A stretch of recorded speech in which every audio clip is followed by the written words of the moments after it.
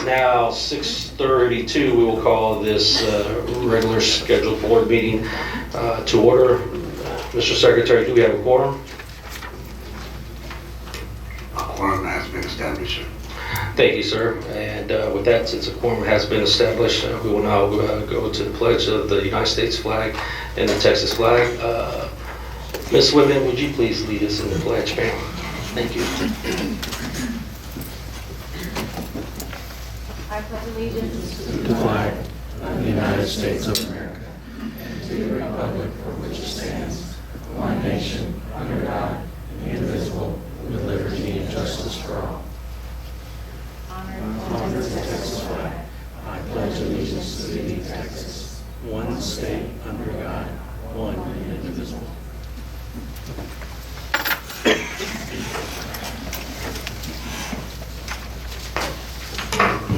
Thank you, Doc. We'll make one comment before we observe a moment of silence. Just want to share with everyone that we are truly saddened by the recent deaths in the Seguin ISD family that occurred Sunday morning due to an accident between Seguin and Kingsbury.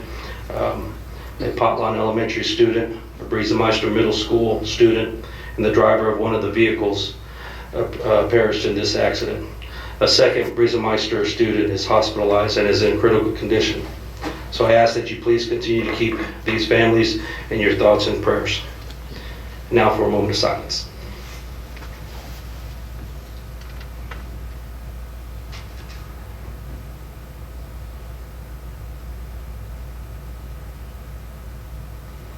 Thank you. All right, so we will now move on to the next agenda item, which is the superintendent announcements. Mr. Rohn. Thank you.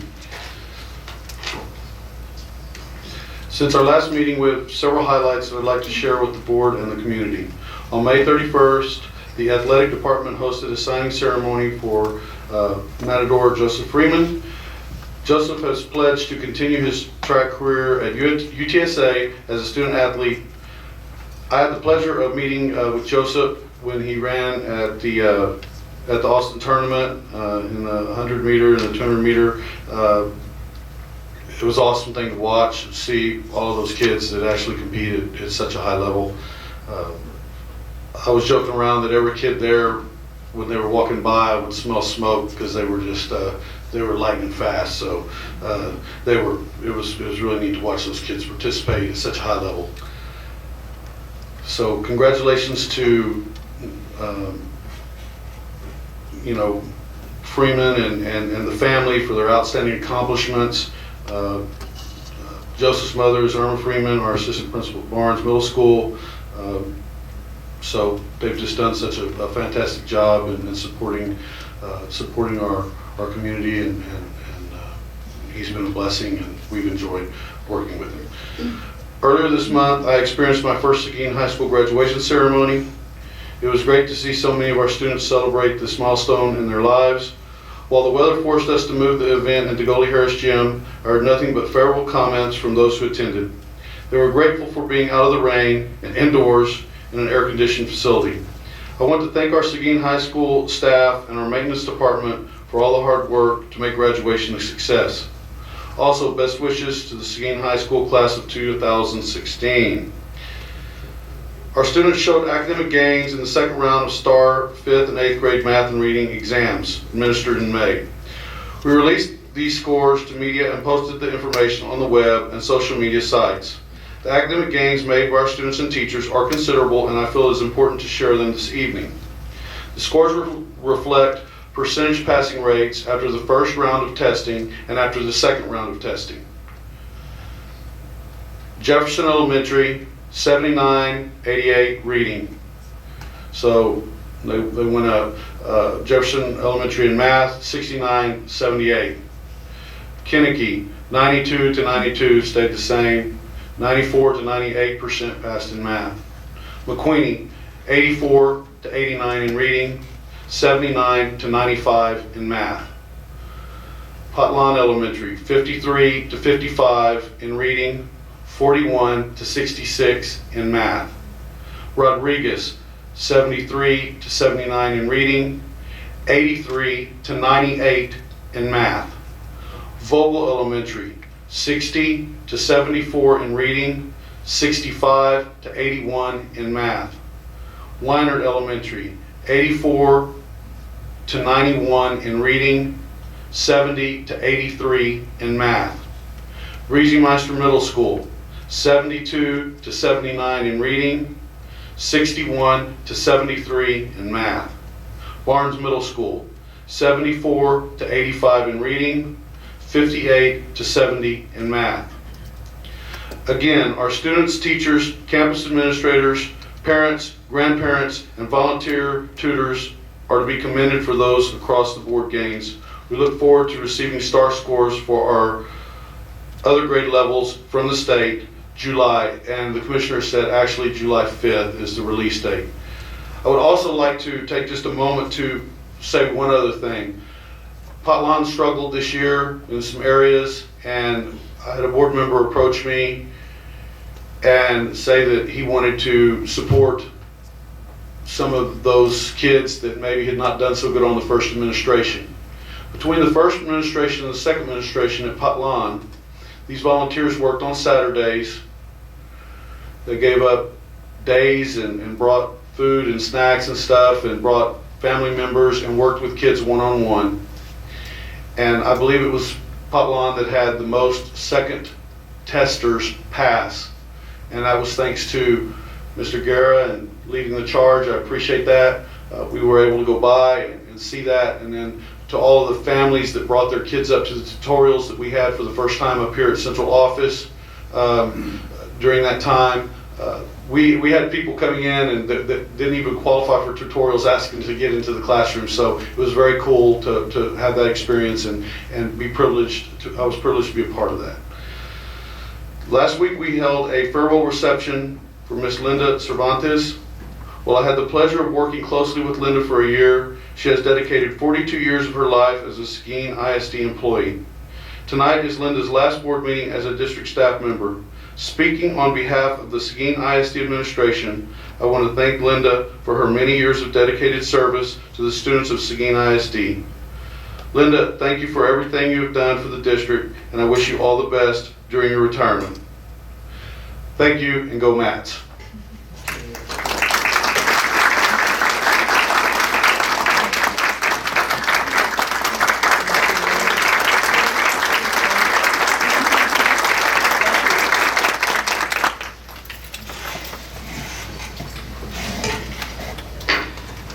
Thank you, Mr. Rowan. Any questions, comments from Mr. Rowan with the announcements? Mr. Rowan, thank you. Excellent work. Once again, I'm not going to stress enough, more than enough. I can't stress enough. Please pass on to your principals and your teachers and excellent work. Excellent work. Good progress. And, Thank you. And we know we got work to do. We're going to keep on pushing. So thank you. All righty. With that, we move on now to reports, information. This first one is going to be overview of the Seguin ISD School Quality Survey conducted by K-12 Insight. Mr. Ron.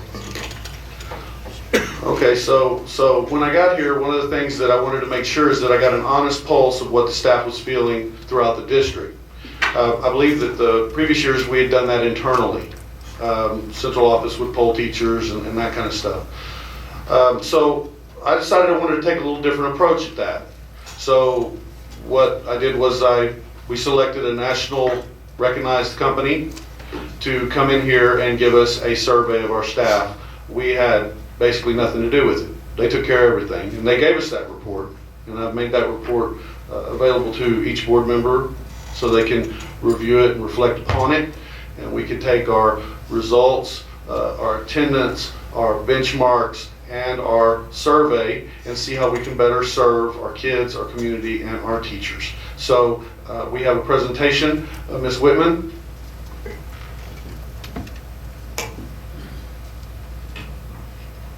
Good evening, President Flores, Superintendent Round, members of the board. As Mr. Roan had said, we did go with an outside company, K-12 Insight, who is experts in this area. They work with several public schools throughout the nation in the areas of research and analysis. We had previously had an internal survey done. Their approach is calling it a school quality survey, and 5 indicators were looked at, which were overall school climate, or 6 indicators: academic support, student support, school leadership, family engagement, safety, and behavior. Tonight, we are honored to have one of the vice presidents of the company, Dr. McIntosh. Shelby McIntosh is with us with her colleague, Angela Garinger. So Dr. McIntosh is going to present the results. Again, you were provided a copy last week. Also, each campus was also given to you so you could see the breakdown there. And each campus principal as well has received their own campus survey. So without further ado, I'd like to welcome Dr. McIntosh. Thank you. And the floor is yours. Thank you so much. Did you say there's a... It's already on and I'll click unless it doesn't work. Perfect. Great. Good evening. Thank you so much for having me. It's a pleasure to be here.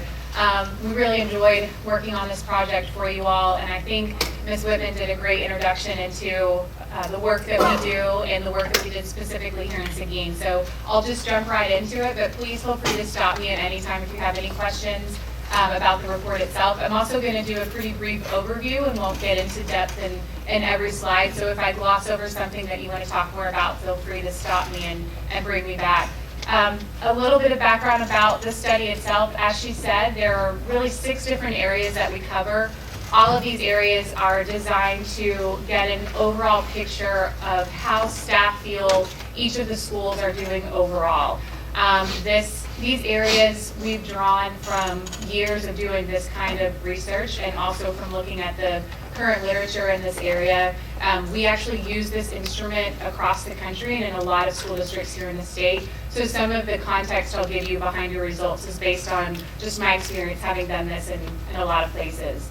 How we conduct this survey, we actually send individual emails to every campus staff member. It has a unique link so that they can only take the survey one time.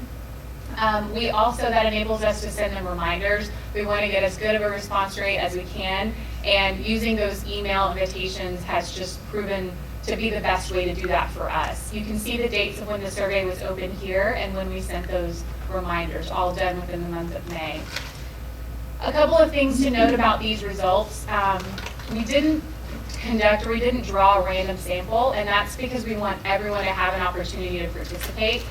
So the results you see are only reflective of those who took the survey. The good news is that you guys had a phenomenal response rate, which I'll talk about in a second, but just keep in mind that the opinions you see here are only reflective of those staff members who responded to the survey. There was one open-ended question, and of the over 500 people who took the survey, about 135 responded to that question. We provided all of those open-ended responses to the district. I'll talk a little bit about what we read in those comments at the end. As I mentioned, phenomenal response rate. Our goal for the first year of doing a staff survey in a district is always 50%. Again, just based on our experience with school districts. Usually that increases over time. Right out of the gate, having a 65% response rate is really positive.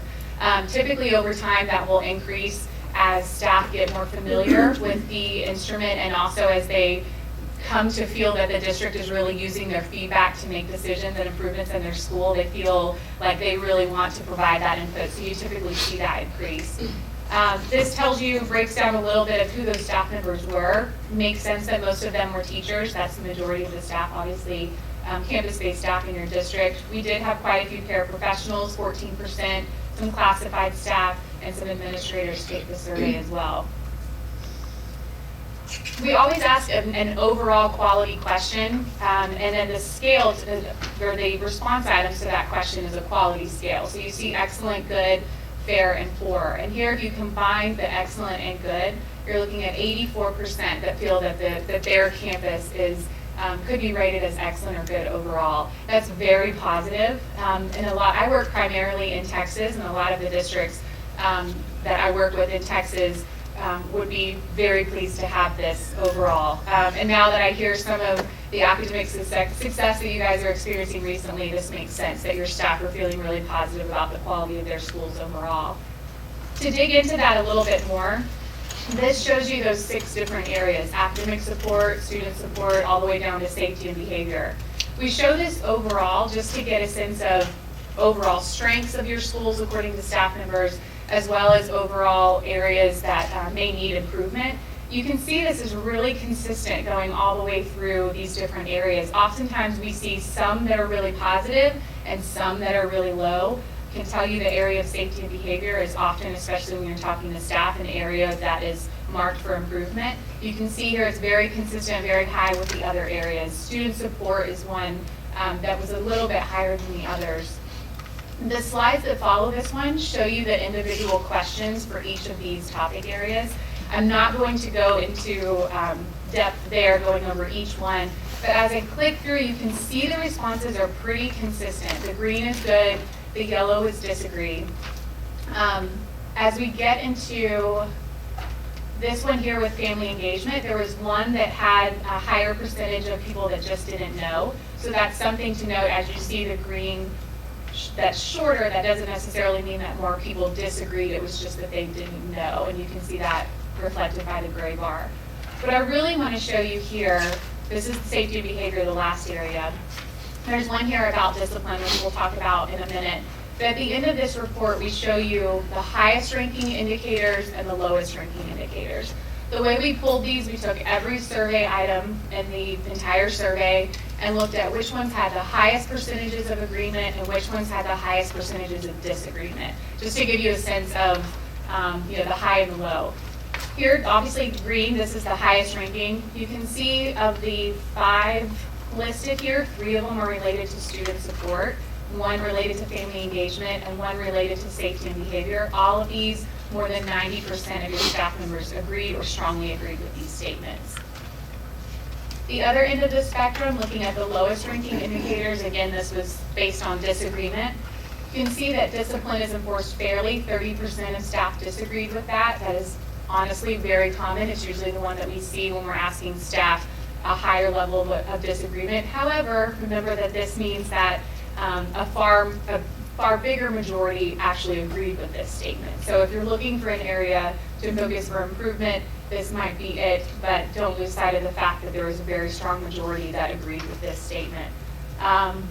There were 2 in this slide related to school leadership, and then the other 2 were also related to safety and behavior. So just to look at some key insights overall, I've already mentioned that a very large majority, 84% of the staff rated their specific campus as excellent or good. Overall dimension agreement rates were highest for topics related to student support, which I mentioned, and here are some of the examples listed there of the items we asked about in that area, but they are related to non-academic support for students. That third bullet there talks about how safety and behavior, where some items in that area had higher percentages of disagreement, specifically the one about fair enforcement of discipline. That last bullet there is about the open-ended question. When we read through those 135 responses, we found that roughly 1/3 of them were praising their school or their school's leadership. I have to be honest, usually whenever we read through these, to take a deep breath and brace yourself because they're not usually good news. So it's really nice to see that people take time out of their day to also say positive things about their school. Another third talked more about that enforcement of discipline at their school, so it was consistent with the survey findings. And then the other third was just a mix of other different, there wasn't really a strong theme. It was a mix of other miscellaneous comments. And that is everything in a nutshell. I'd be happy to entertain any questions from the board. Any questions from board members? Ms. Sewell, yes, ma'am. Yes, I had a question. Since this is provided to the board and it's provided to the administration of all the schools and everything, obviously the people in the trenches can work with this the quickest and the easiest, but what can the board do to make a difference on this? What I found particularly interesting was reading the open-ended questions at the end. I mean, where teachers can just candidly say whatever they want. And I too saw some common themes and everything. But as a board, since we're a corporate body and we're tasked with oversight, we're not in the classroom, I mean, what are some things you tell boards that they can do to follow through on these surveys so that people don't feel like they're filling them out in vain, that their input is desired and it can go somewhere and something can get better? What can we do as a board? Yeah, I love that question, and I think I have two answers to that. The first one is, as you're thinking about ways that you support your schools and your school leaders, to keep this data in mind. So whenever your school leaders or your superintendent or administrators come to you asking for support in certain ways, and they're basing that off of what they see as their employees telling them they need, to keep that in mind, I think, is one. The other, just as you said, using it as open dialogue with your community. Whenever you make a decision or you're eliciting feedback from your community about a certain topic, referring back to this and saying, your input is so important to me and I'm asking this because I learned this before. That constant closing the loop with them, I think, is what builds trust. You know, when your words are consistent with your actions, that's when they start to really build trust, not just in you, but also in their administration. And so constantly referring back to their feedback so they feel heard, I think is really important to your community. Okay. Does that help? Yes. Question? Okay. Yes, thank you. Mr. Holt? Yes, ma'am. Good evening. We've been conducting these internal climate surveys for several years. Last year was, I believe, was the first year that the board actually received a survey at my request.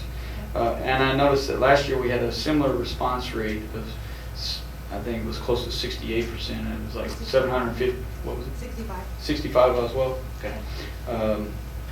But is there any way, do you see that the growth of the response to increase over the years? I mean, you briefly touched on it, but in the past, I got comments from staff members saying that, well, they didn't feel that they were really anonymous, and you're sending out an email, so they're clicking on a link, but that link takes it out of their email so that they're not being, there's a lot of anonymity to this survey, and that's my biggest concern, is that I want these staff members to feel able to comment candidly without any repercussions, and that's what I didn't feel was happening in the past.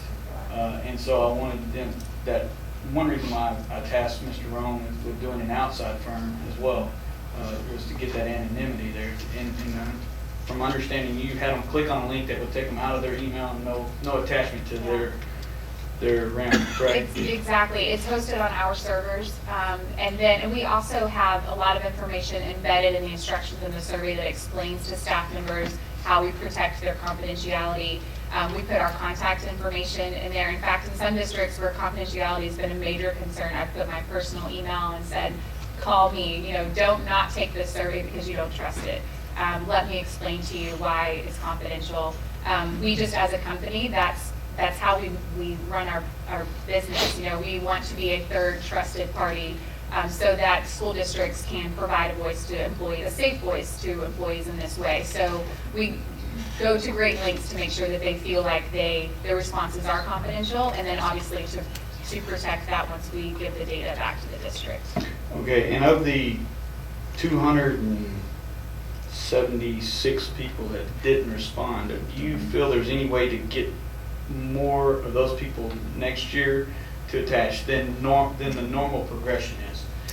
I mean, do you ever see 100% participation? I guess is what I'm looking at. I don't know that I've ever seen 100%. I can tell you in a school district I work with in the Houston area this year, on a very similar survey with staff, we were able to go from about 60% to over 90%. And that was working on exactly what you're talking about, building their trust, closing the loop with them. This is now our third year in that survey, so they're seeing it every year. They're beginning to trust it.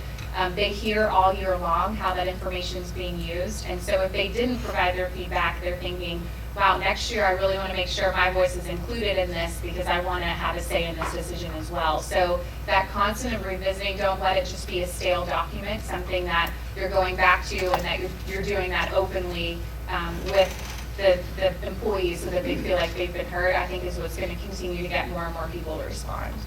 And then my last question, I'll let you move on. Do you feel that the time to take the survey that we did it this year, normally we've done it around Christmas, and I've heard negative things about doing it right around that time. Doing it towards the end of the year gives us enough opportunity or enough time to act upon the comments and the results of this, doing it in the timeline that we did. I think the advantage of doing it in the timeline that you did is that, for one, the employees have an entire year of experiences to reflect on. So if something changed mid-year, you're really getting a sense of what happened cumulatively over the course of the year. As far as then using the data, I think the timing of it is nice for principals to use at the beginning of the school year. So they're getting it now. They'll be able to sit with it throughout the year, throughout the summer. I would hope that then, as they gear up for the next school year, this is something they pull back out as they start their back to school preparations, as they start conversations with their employees again. They're bringing this back up, they're revisiting it, and using it essentially throughout the school year to keep it fresh. Thank you. Any other questions? Just one more.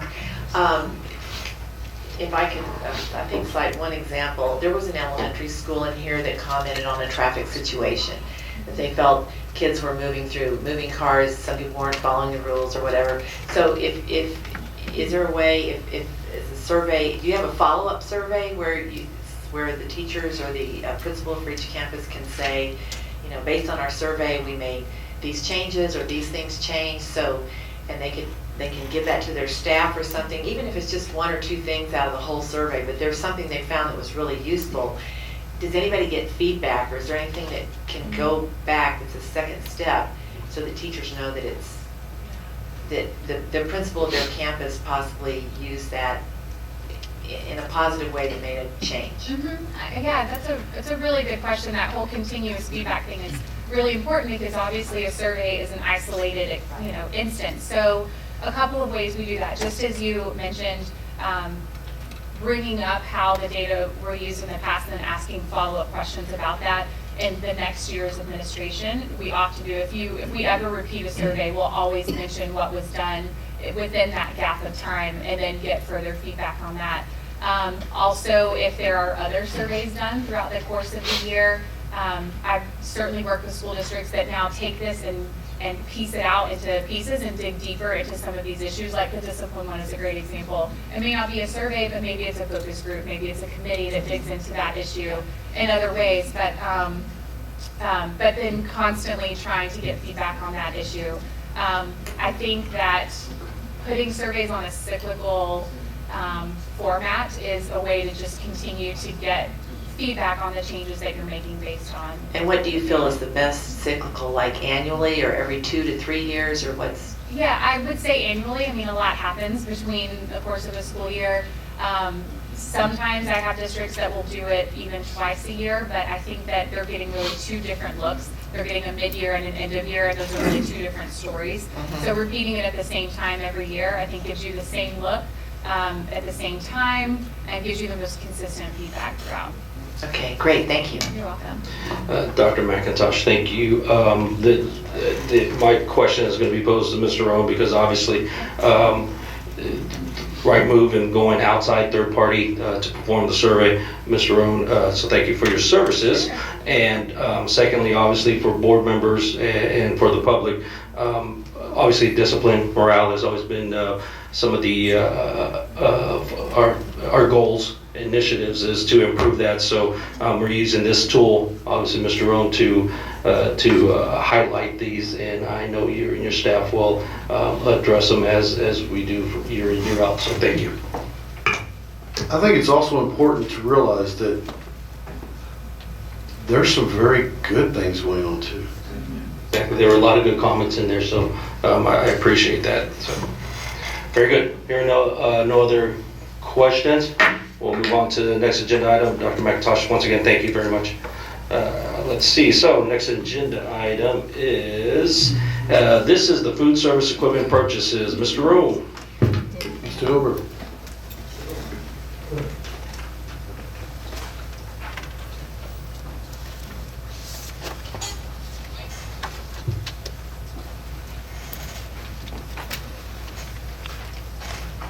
President Flores, Superintendent Roan, members of the board.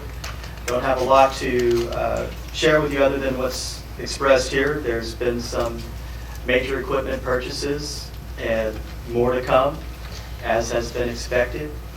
If you have any questions, I'd be happy to answer them. This information has been provided to you by administration, and any questions from the board members? Yes, sir. Yes, sir, Mr. Thomas, go ahead. Sir. Were these failures on the equipment, or was this just routine replacement?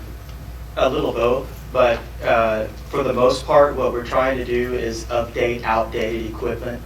So replacing equipment that is in need of replacement. Some of it is also preventative maintenance, but here what we're showing here are the large purchase items. There are a number of other items that, there's no reason to bring them all to your attention, but these are large items that TDA has approved this, and it's a formal process to make sure you're aware of them. Very good. Thank you. This is information item, so thank you, Mr. Hobart. No other questions? Thank you, sir. We'll now move on to next agenda item. This is audience with the board. Seguin ISD Board of Trustees will designate a time for audience participation at the beginning of each meeting to hear persons who desire to make comments in accordance with the board policy BED logo. Those wishing to speak shall sign up before the meeting, begin stating the concern and only the agenda item they wish to address. Audience participation is limited to 5 minutes. Audience of more than 5 persons shall appoint a representative, and the board shall not deliberate any subject that is not posted on the agenda. First individual to speak is Ms. Burns, Strategic Planning, ma'am.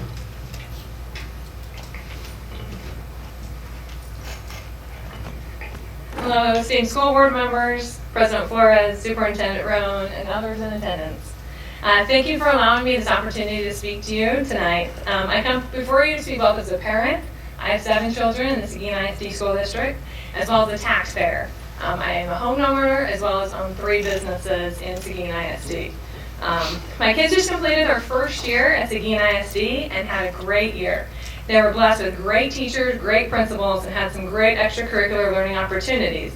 As with any school, there are opportunities for improvement, but overall as a parent, I'm very satisfied with the education that my own children are receiving. My kids enjoy school in general and have involved parents. As a taxpayer and community member in my children's future education, however, I have several concerns about the priorities of the school district and the visions for the future. And on this matter, I come to address the board tonight. I believe that the school district as a whole is not serving the community to its full potential. From research that I have done, I have been unable to find clear goals that the district is working towards, nor a long-range plan. I was able to find a 2014-15 document outlining 5 goals with 5 to 8 sub-goals in each section. About half of these sub-goals are measurable, however, no time frame is listed, nor could I find any additional information if these goals were reviewed again, ever, or if they were achieved. There was another document from 2015 and 16 approved by the board in October of 2014. It's the district vision and goals approved by the board in October of 2015. This includes 5 goals, the same main goals as the previous year, that are neither measurable nor involve a time frame. I have copies of this documentation that I was able to find for each of you.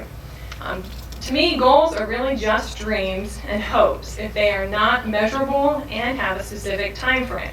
I urge the board to consider 3 future agenda items. Number 1, develop 2016-17 goals that are short-term, measurable, with specific time frames to achieve these goals.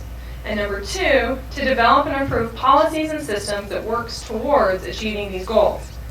And number 3, use a committee during the next year involving administration, teachers, school board members, parents, and members of the community to evaluate the current state of the school district and develop a long-range plan that is approved by the board. I would be happy to serve on any district committees as a parent or a community member. In addition, I urge Superintendent Roan and school board members to reference these district goals often to ensure that administration, teachers, parents, and community members are all aware of the goals, informed of the progress, and work together to achieve these goals. Similar to what Dr. McIntosh said about referencing these often. I believe that Seguin ISD is a good school district that could be a great one with proper planning and focus. Thank you very much. Thank you, ma'am.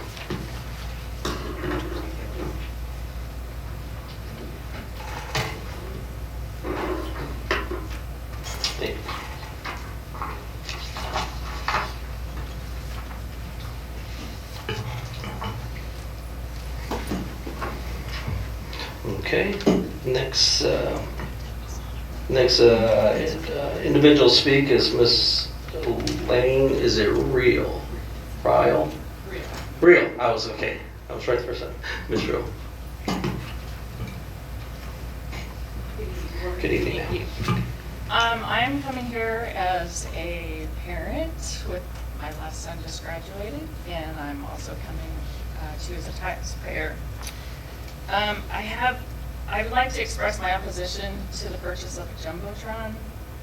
I don't feel this is a very fiscally responsible way to spend the money. It's my understanding that you're purchasing it through the QZAB program. I'm going to read to you what I found online about the QZAB program and what this money is intended for. It says a district or charter school must design the proposed program in cooperation with business partners to, 1, enhance the academic curriculum, increase graduation and employment rates, and better prepare students for the rigors of college and the increasingly complex work world. I fail to see how a Jumbotron is going to do that. I don't think it's going to make our football team any better. It might be nice to have, but we've got a high school that's way over budget. And thank you, Ms. Sewell, for replying to my husband's email today. Yes, that money came out of funds that had to come out so that our school could be finished. Could that money have been better spent other ways? Can this $1.5 million be better spent the way that QZAB intends for it to be spent? I'm pretty sure. I just don't think a Jumbotron is a good way to spend our taxpayer money. I understand that you want, our football field to look nice and present it nice to other communities coming, but I don't think it's going to make our team any better. It's not going to make them perform any better. I mean, the perfect example is Steele High School. They don't have a football field. They share their football field with Clemens. I don't know if the board members realize what the QZAB program is designed for, but I'm certain that it's not a Jumbotron. So I would just hope that you would consider that when you're voting on this tonight. Thank you. Thank you, ma'am. And last individual signed up to speak is Mr. Moretto.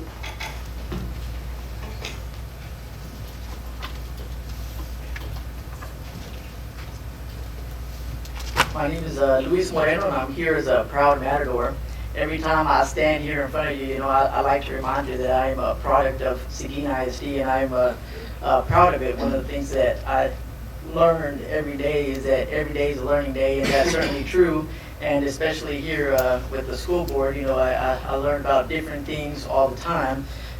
First of all, I just want to thank y'all because I came last year to let y'all know that my daughter was at McQuinney Elementary. I saw the needs at McQuinney Elementary. Y'all provided a lot of those needs. I really appreciate the facelift. I appreciate the Mrs. Guerra and the teachers and the improvement that the teachers made there. I think that that's a very positive thing and they're headed in the right direction. I also appreciate the what y'all filed with TEA, the complaint for our students, because I think that that was the right thing to do to fight for our students, and I hope that we continue on that path. On another note, I'm here to speak against the item 4N, and the reason for that, and again, every day is a learning day because last week I had no idea what a QZAB was. Now I know, and I agree with the speaker that was here before that. Certainly, I think that that is a tool that is available for the school district that should be used for certain things. But as school board members, I hope that you step back today and that you realize and that you begin to reflect on what is a QZAB? Is this what it's intended to be used for? Because I obtained the application that was filed with TEA, and if you look at the application that was filed by TEA, it does not include any renovations for either the stadium or for the scoreboard. What it says here is that the narrative of the description as submitted by the school district is the project scope of work will include HVAC replacements, energy management systems implementation, and or enhanced as well as LED lighting retrofit. It doesn't say here that it's going to be used for a stadium or for a scoreboard. I'll take that to mean that y'all are going to be replacing the HVACs in our systems, which is probably needed, and that you're going to be replacing the LED lights in the schools to make it more energy efficient. It also talks here about the academy that is going to be established by Seguin ISD, which is Energy Stars, to promote energy conservation, which again, I think that that's a positive and a direction, or moving in the right direction, except that, again, this has nothing to do with the stadium or the scoreboard as it was stated in the media. So I found this to be very interesting. In addition to that, and going back about the private business contribution, I know that the Sports Booster Club was the entity that signed up here as the person that's going to provide the 10% match. And I have here that the commitment made, and this is by the Sports Booster, is that they're going to contribute $100,000 a year in financial support. Well, that's a pretty big commitment, and I'm glad that Ms. Kathy Bacher is here, and I had a brief conversation with her because I realized that they put a lot of time and energy in Seguin ISD. But if you look at their tax documents, Form 990 that they filed, their cash contributions are $46,000, and they're supposed to provide a $100,000 contribution. Now, the question to me as a board member is, okay, you have $46,000 in cash contributions. You have to have at a minimum $100,000 in contributions. If that includes man hours, well, is that man hours as sports boosters that they donate in the stadium? Or is that man hours that they have to mentor the students in the new academy that's going to be established by this QZAP? So I think that these are all points that you as board members need to consider as you move forward with this project. I hope that y'all step back and make sure that the sports boosters understands what they're signing up to and committed to, so that we don't approve something that then we have to come back and say, well, that's not what we intended to do. Because again, I think it's a great program. It certainly has its things that need to be looked at closely. And I don't know who y'all have as y'all's bond counsel, but I hope that they're guiding y'all in the right direction and giving you all the information that y'all need so that y'all not only comply with the state regulations, but also the federal regulations that come with this program. So that's all I have to say. I appreciate you giving me more than 5 minutes. Thank you.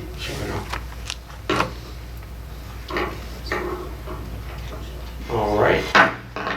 Now we will move on to the next agenda items. These are action items. First action item is the approval of the board minutes May 24, 2016 budget workshop and May 24, 2016 regular meeting. Do you have a motion? So moved. Motion made by Mr. Reyes. Is there a second? Second by Mr. Guerra. Is there any discussion, corrections for the budget workshop and the regular meeting? Hearing none, all those in favor say aye. Aye. All opposed, same sign. No opposition. That motion passes. Next agenda item is BE local possible action proposed board policy changes. Mr. Roan. If y'all don't have any questions on, they're basically pretty much straight across the board as we recommended board, item, policy. So, correct. Policy standard just straight along the line, what we've always done and what they recommend. If you have any questions, let me know, or any corrections that I might have missed. Any questions or comments from the board members? Again, this is language verified by TASB. Do I have a motion for approval? So moved. I am going to give that one to Ms. Effenberger. Do I have a second? Second. Second by Mr. Reyes. Once again, are there any questions or comments? Hearing none, all those in favor say aye. Aye. All opposed, same sign. No opposition. The motion passes. Thank you. Next agenda item here is the approval of the instructional material allotment and the TEACS certification for 2016-2017. Mr. Rowan. Unless y'all have some questions on that, if you do, Mr. Lewis can answer.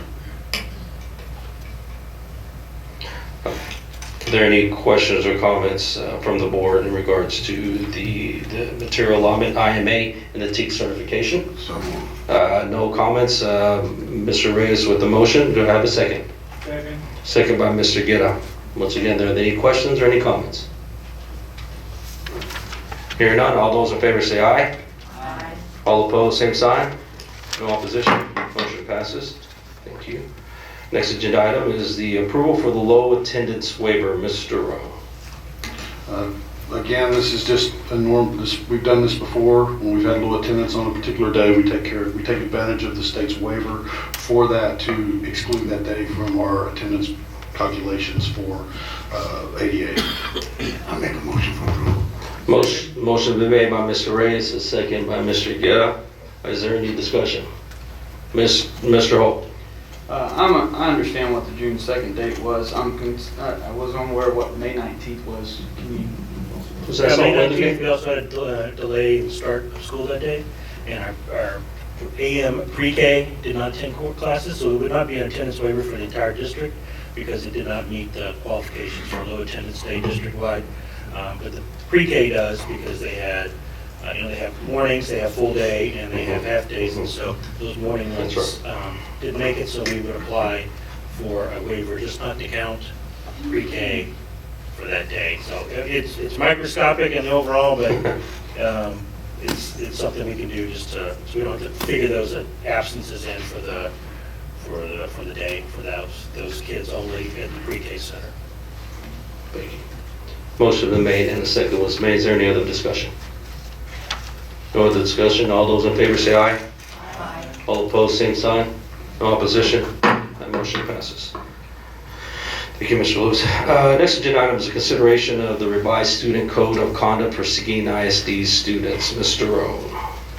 This is basically taking what the new standards and changes in the law are, applying them to our code of conduct, district code of conduct, so we meet the legal requirements. If you have any questions, let us know. All right, you have the recommendation from administration in regards to the revised student code of conduct, which is done annually. Is there? Do I have a motion for approval? I have a motion by Ms. Thomas. Is there a second? Second. Second by Mr. Guerra. Is there any discussion? Hearing no discussion, all those in favor say aye. Aye. All opposed, same sign. No opposition. That motion passes. Thank you, sir. Next agenda item is approval to join and participate in the Texas 20 Purchasing Co-op. Mr. Rowe. This just gives us another option to purchase some stuff, different things that we need for the district, purchasing items in general, and we get different rates and cuts and different things. I just ask that you approve it as it states. Do I have a motion for the approval to join in the Texas 20 Purchasing Co-op? I have a motion by Mr. Ho. Is there a second? Second. Second by Ms. Sewell. Is there any discussion? No discussion. This is a purchasing co-op with Texas 20. No discussion. Motion is made in a second. All those in favor say aye. Aye. All opposed, same sign. No opposition. Motion passes. Thank you, sir. Let me get to the right. All right, here we go. Next agenda item is the approval of increase in paid meal prices. Mr. Rowe. If we have any questions about that, then we can direct them to Mr. Hilberg. Any questions? Do we have a motion for approval? I have a motion. I need a motion, sir. I'm sorry. Do I have a motion for approval? A motion by Mr. Guerra. Is there a second? Okay, a second by Mr. Reyes. Now, is there any discussion in regards to the mandated increases? Yes, sir, Mr. Thomas. Yeah, can you just elaborate a little bit as to why we need to raise the price of the school lunch? Any of the meals in general? We have with us here this evening Alfred Walker from Walker Quality Services. He's the acting consultant for the school district to transition into self-op, and I would allow him the opportunity to answer any questions you may have. Please, Mr. Walker. Good evening. Good evening, sir. With the new rates that we've got proposed, every year we have to increase prices based on the PLE2 that the government gives us for the USDA. And so what they want us to have is parity for paid meals versus the free and reduced price meals. So the rates will go up in July 1, And so if we don't increase the rates, then we're gonna fall further behind in terms of keeping up with parity, where we need to be on in terms of the meal prices, as well as with the increases in food and inflation. So essentially, it's federally mandated To increase the prices, right. Prices on And so with the analysis that you have in your packet, we put the analysis in there at the minimum that we need to go up. And so we wanted to go up a little bit more than the minimum just because of the new program and different things that we're bringing in to implement the program for the students. Thank you, Mr. Walker. Is there any other discussion or questions? Hearing none, thank you, sir. We do have a motion and a second.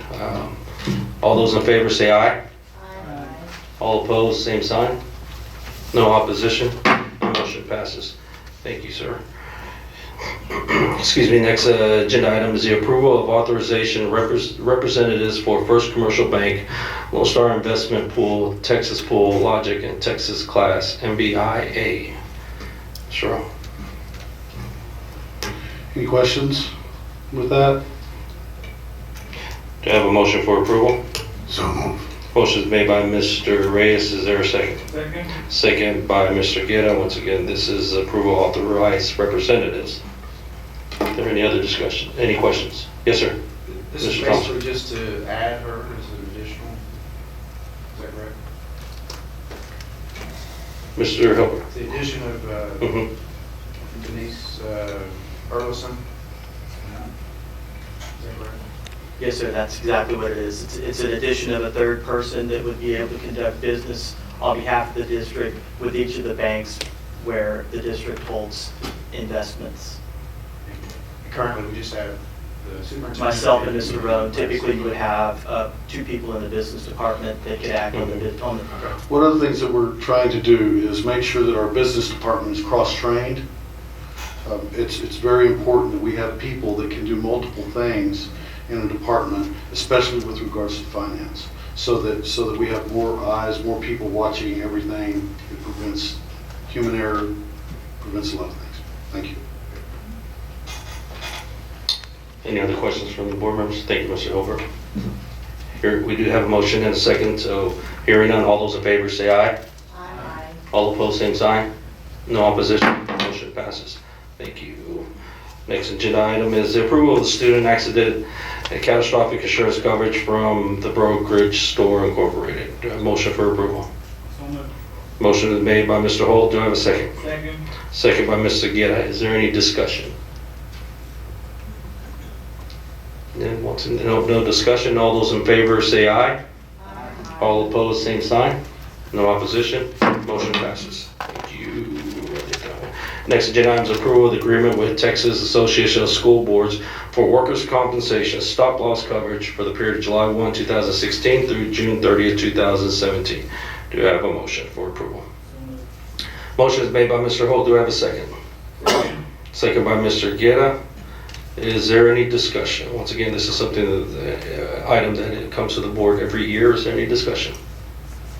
Hearing no discussion, motion been made and a second. All those in favor say aye. Aye. All opposed, same sign. No opposition. Motion passes. And once again, that one is a yes. Next agenda item is, the next agenda item is the approval of the tax collection reports for May 2016. Do I have a motion for approval? Motion made by Mr. Thomas. Is there a second? Second by Mr. Reyes. Is there any discussion for the May tax collection report? Hearing none, all those in favor say aye. Aye. All opposed, same sign. No opposition, motion passes. Thank you. Next agenda item is consider naming an audit committee for the Board of Trustees. Do I have any volunteers to take time out of your schedule to attend another meeting? This is the audit committee. I'm going to make a recommendation that Mr. Reyes, would you be willing to serve on this committee as you have in the past? Yes. Sir. Mr. Thomas, with that, we have as a practice the president and two board members, Mr. Reyes and Mr. Thomas. Do I have a motion for those individuals to be considered for the audit committee for the Board of Trustees? I have a motion made by Mr. Guerra and a second by Ms. Sewell. Is there any other discussion?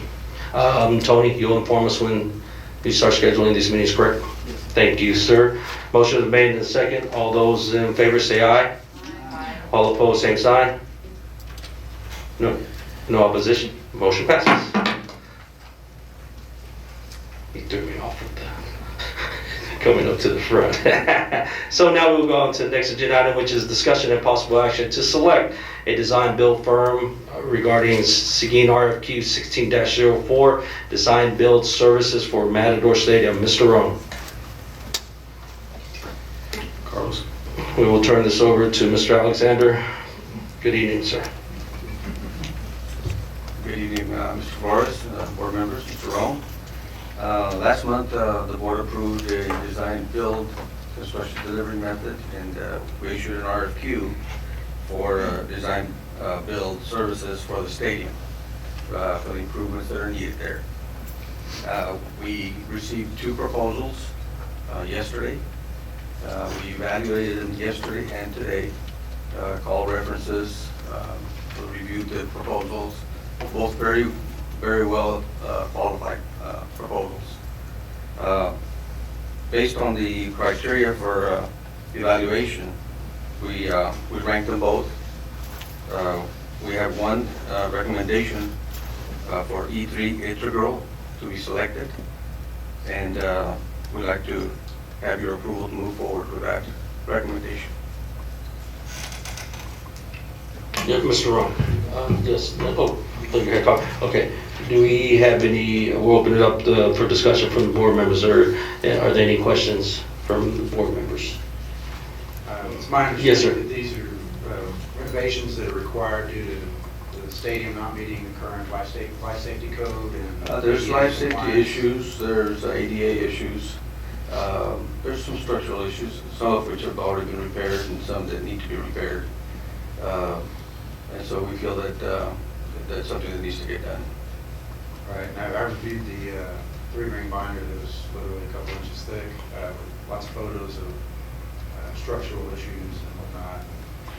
Based on that, I'd like to make a motion that the board approve E3 Integral Solutions as the design build contractor and authorize the board, the superintendent, to negotiate a contract within a short timeline. We're trying to get this done by football season. That's correct. With not to exceed the original budget amount of $2 million. That's correct. You have a motion. Motion by Mr. Thomas, a second by Mr. Guerra. And then, are there any further discussions, comments? Mr. Alexander, I do have a question in regards. And Mr. Roan, funding for this can be used through having to go out back to the taxpayers for another bond for these renovations, which is a common practice, and or can this QZAP bonds program be used for this as well? Yes, it can. Okay, and at 0%. Both of those can. Both of those are both options. We have, obviously, funding options are, there's a lot of different options for funding options. But right now, QSEP looks like one that would work for the package. So For renovations, improvements, that is correct. correct. Okay. Okay. Wanted to make sure that was clear. Are there any other discussions, comments or questions for Mr. Alexander or for Mr. Roan? Motion is made in a second. We will. All those in favor say aye. Aye. All opposed, same sign. No opposition. Motion passes. Thank you, sir. And next agenda item is a discussion and possible action to authorize administration to enter an agreement to purchase a school board from Matador Stadium. Mr. Rowe. Mr. Alexander? Mr. Alexander, I'm sorry. Yes, sir. Yes, we have been looking at several options for upgrading the scoreboard to a video scoreboard, and we looked at several companies. We've come with a recommendation for a particular company because we like the idea of what they offer as far as a package, marketing tools that they offer, and also the service that they offer. And based on what we've seen that other school districts have as well in the area, we feel this is a good option. And right now, the process we'd like to take is get an approval to proceed with the idea that we're going to do a lease purchase agreement, and we'll get together with them and negotiate. Okay, before we open up for discussion, I need a motion for approval. To have a motion for approval. A motion made by Mr. Guerra. Is there a second? Is there a second? Second by Mr. Thomas. Now we'll open it up for discussion. Is there any discussion from the board members? Yeah, I'd like to say a few Yes, things. yes, sir, Mr. Thomas. I appreciate the comments earlier from some of our audience. My understanding with the QZAB is that obviously that money can be used on the M&O side and primarily for facility improvements, like we mentioned, the HVAC renovations, lighting, that kind of thing. But we've got a stadium that is in disrepair right now, which we're going to address first part. But furthermore, I think the fact of, or the opportunity, I should say, of adding a Jumbotron would not only raise the bar for our district, but provide a level of excitement for the kids. You know, if they go down the road and play St. Marcus, they've got a video board there. Southside's got one. There's a little town between here and Corpus that Miss Riley had mentioned. She saw it driving back the other day, a little bitty school district. And yeah, the Broncos has one as well. But the idea of investing in these dollars is not just a capital expenditure, but it could somewhat be self-sustaining with the marketing and advertising that could be sold throughout the video board. I think that would be a revenue generator once the thing's paid for. And for the opportunity to have this now at 0%, I think it's a home run for the district and for the kids as well. Yeah, and on that note, Mr. Thomas, I'm glad you brought that up. A question that I was asking Mr. Rowan if he could answer it, or if the gentleman, the revenue generator, how is that done? It's done in other districts, obviously. So how would that work? Just to enlighten us. Is Mr. Hilberg in here? Oh, we lost him. He's right in front of me. All right, you moved, so sorry. You want to talk about that for a second? Mr. Hilberg, please. Well, everything's negotiable, and you've got vendors that are motivated to put the Jumbotron, if you want to call it that, scoreboard, marquee. There are marketing tools that have the potential to generate revenue to pay for themselves, potentially 100%. But even if not 100%, keep in mind the fact that just because it is a Jumbotron does not mean it doesn't do something for students. There's a lot that goes into the production of what goes on that Jumbotron. There's a whole opportunity for curriculum in terms of technology, in terms of programming, in terms of journalism, marketing. It's not just about putting up a big Jumbotron in the middle of Seguin where nobody's ever seen anything like that before. It's something that could potentially be good for the students too. It's all a matter of negotiation though. You don't want to get into something, the gentleman made a nice point about using QZAP funds appropriately. What's presented before you here is the opportunity for the administration to negotiate a contract.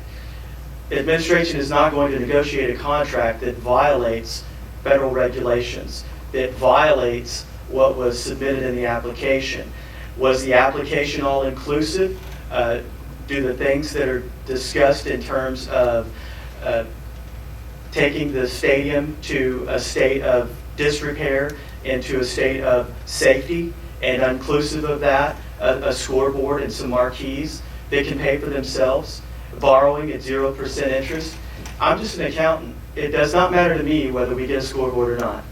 But you can make it happen if you negotiate it properly ahead of time. Get it all in writing, make sure you've got those contracts for marketing so that you know that at least the portion of the scoreboard that is associated with any funds, even if it's not QZAP, some other form of borrowing. It would have to be through borrowing though. You've got to understand that. There's not enough money in M&O. There's not enough money from tax revenue. There's not enough money from property values to fund this or the stadium project. So it's going to have to be subsidized by a debt. But in terms of the scoreboard, you have an opportunity to hedge that. And you can't do that necessarily with the stadium itself, but just want to share some of those things with you. They address some of the concerns, legitimate concerns that the public has, and they are also concerns that administration would have if we had the opportunity to negotiate a contract. I would also like to add, if we dig a little bit deeper into our research about QZAP in its infancy, QZAP was started by the Clinton Foundation, or the Clintons, years ago. It was started for school districts that couldn't afford to do renovations like their neighbors might be able to.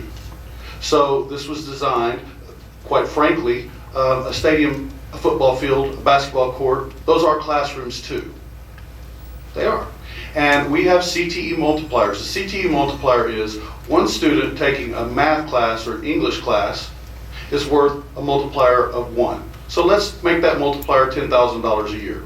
If that child is in a CTE classroom, taking a advanced English course that allows him to work on the development of the Jumbotron and the way it plays and how they use it, or the math kid doing that and extrapolating out, using that code process by which they can make a project out of that, then that class then pays 1.3 multiplier. So a kid that would be worth $10,000 going to an English class that maybe they're not really interested in, that wants to do advanced code writing and kind of mix math and English together, then we're actually challenging that kid to another level, and the government is saying we want you to do that, so we're going to give you an extra $3,000 to do it. So then that kid is worth $10,000 or $13,000.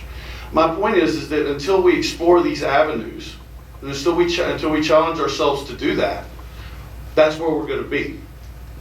I mean, the deal is that everybody can take a hard stance on this one way or the other.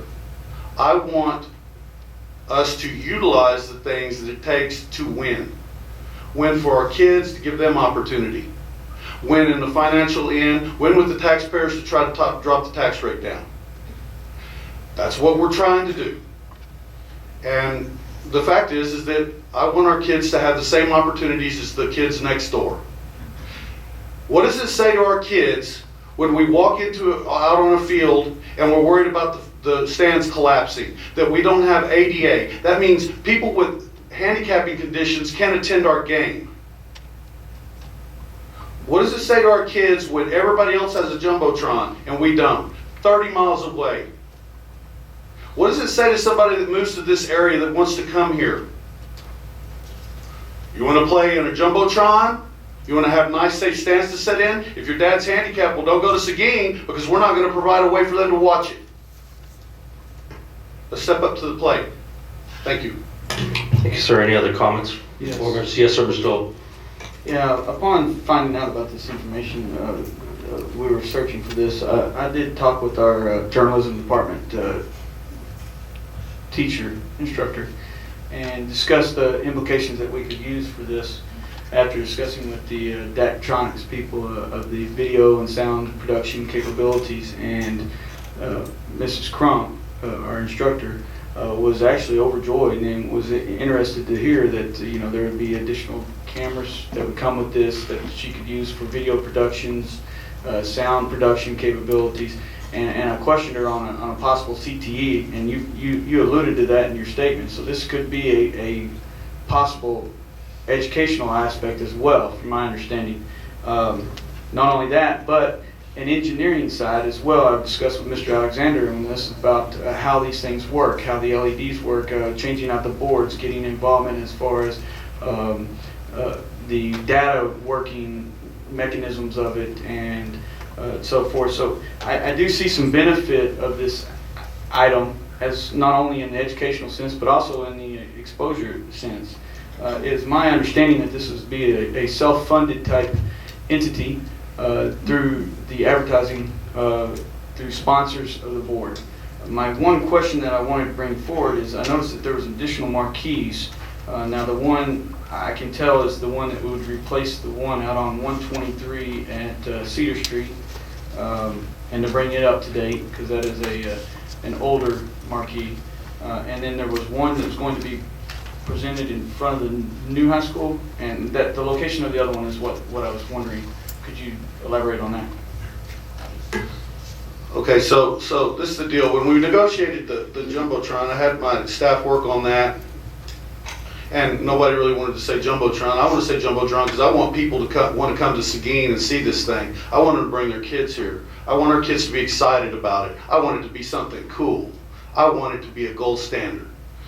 But yes, I did take the great pleasure in pinching on this vendor pretty well. From a business end and saying that not only once we got them to the Jumbotron thing, then I said, well, we're not going to do that. We're going to walk away from this deal possibly, unless you throw in a couple of extra things for us. So we got thrown in a high definition resolution screen out on 123 that we can sell advertising for. They threw that in for free, which by the way, the other districts didn't get that negotiated. The second thing is that that we had one put in the parking lot with a sound bar on it so that we could entertain the possibility of having tailgating things, because there hasn't been a school to do that. So I wanted to have a tailgate party out there, and I wanted to have Matador Pride, and I want people to come over. I want to be able to put our band on there, our cheerleaders on there. I want D1 scouts looking at this stuff. I want the best for our kids. So if we're going to do it, let's do it right. And let's get some excitement going, and let's get some Matador Pride, and let's get that thing rocking and rolling. When they come up to Seguin, they know they're coming to play. You better bring your best face, because our students, our band, the marchers, the teachers, everybody's going to be there, and you better bring your best game. Now, I did get rough with them. I'm not going to apologize for getting rough on a vendor. And as far as the whole QZAP thing, the 10% down, that's no step for a stepper. The bottom line is that the rules say that if an organization, any organization, if you look into them, because I've done this before, I taught QZAP all over the state. I was invited. So I know the tricks to it. I know what you can and can't do. And maybe our neighbors wish they would have gotten the $10 million, but they didn't because they didn't know how to do it. And we did. So we won. So lawyers will make sure that it's legal, and I hope that this board, we've got the funding there, we've got the reason there, we got the price right, and it's self-sustainable. So basically, the way I see it, it's a free Jumbotron. We can either do it or not. That's y'all's call. My job is to bring the opportunities to the table. Thank you. Thank you, sir. Yes, Ms. Sewell. Yes. Just a few comments and then a question. While initially I was somewhat skeptical, although it's cool, I was somewhat skeptical when I learned that as part of the package for it, it's my understanding that they not only provide support, but they provide training. They provide training for our students. Students that learn to work the Jumbotron learn the computer skills to transfer, say, to ESPN, to the sports network, to do some of the things that they're doing, or to work for a pro team, in knowing how to cut to different shots on the field. So it involves working the cameras, the digital cameras, photography, soundboards, light boards, and we're not paying somebody to do this for this, so we're just sitting here ignorant.